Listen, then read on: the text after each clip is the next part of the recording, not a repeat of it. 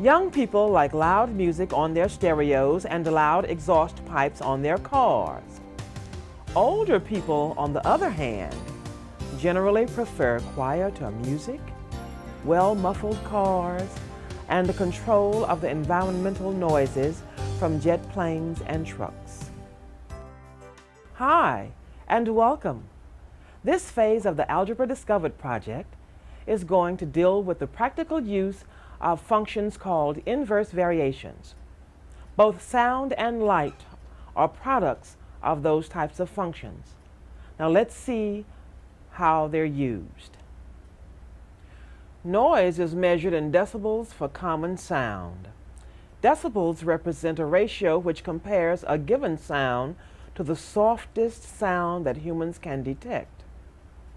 A jet taking off is measured at 120 decibels. A busy city street, 75 decibels.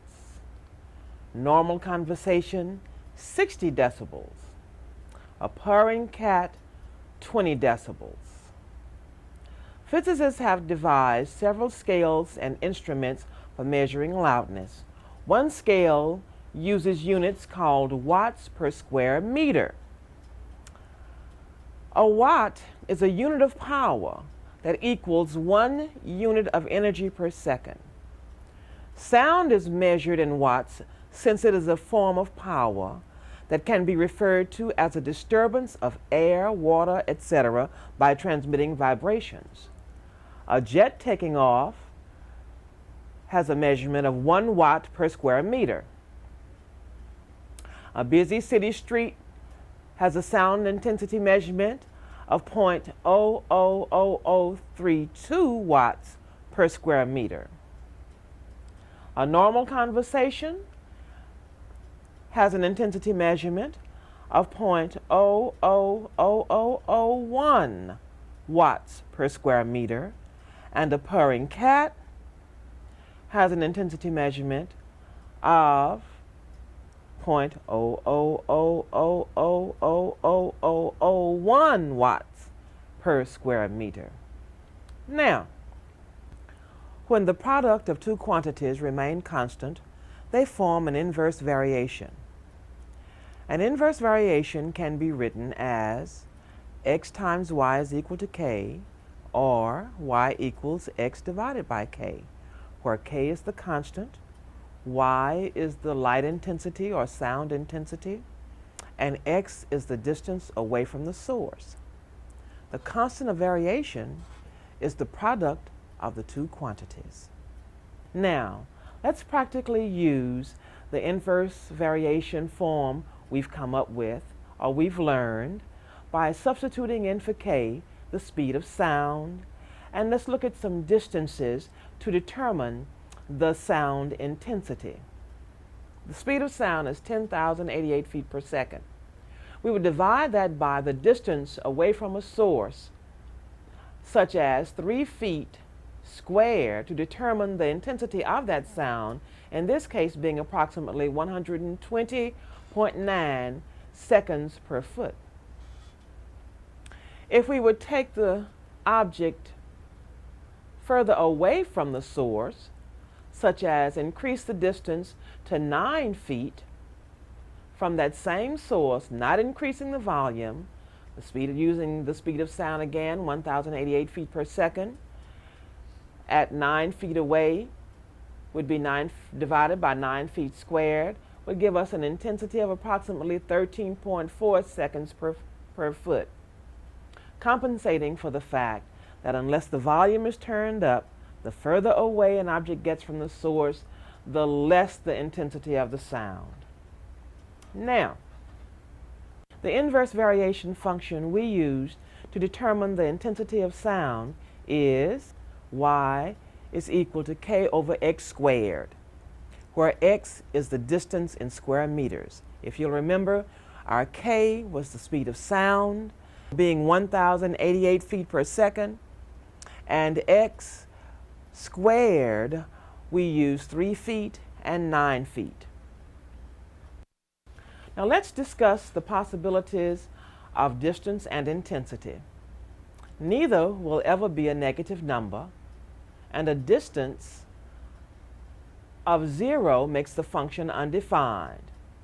Sound intensity of 0 means that there is no sound. So they both must be greater than 0. Therefore, the domain of our function, of our inverse variation function, is the value of all x's. And in our case, it must be positive real numbers. So must the range be, since we'll never have a negative intensity. Therefore, the domain can be written as D is equal to the set of x such that x is greater than 0. And the range can be written as R is equal to the set of y such that y is greater than or equal to 0. Now let's look at the practical uses of our inverse variation function y is equal to k over x squared. If the intensity of our sound is 0.0025 watts per square meter, and we're using the speed of sound 1,088 feet per second to find the distance away from the source, the intensity of 0.0025 occurs, we simply substitute our information into the function, and that gives us 0.0025 is equal to our speed of sound over x squared. Solve it like we would a regular proportion by multiplying 0.0025 by x squared, resulting in 0.0025 x squared equaling the speed of sound. To isolate the x, of course you know by now that we divide our speed of sound by 0.0025, resulting in x squared is equal to 435,200. Take the square root of both sides to eliminate the square from the x, resulting in x being approximately 659.7, and that is the distance from the source an object has to be in order for the intensity to be 0.0025 using the speed of sound. The distance to find away from an object when the intensity is 0.01 by using the exact same process. The only difference is you substitute in the value of 0.01. Again, we're using the speed of sound as our constant, resulting in our distance this time being 329.85.